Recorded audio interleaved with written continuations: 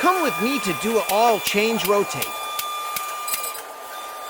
Check the air filter. Check the cabin filter. Loosen the oil cap. Up she goes. Zap off the wheels. Check the front and rear brakes. Zap on the wheels. Set the PSI. Drain and remove old filter. Loosen the oil drain plug. Install oil drain plug and torque. Spin on new filter. Torque wheels to be safe. Add oil. Install oil cap. Reset lights.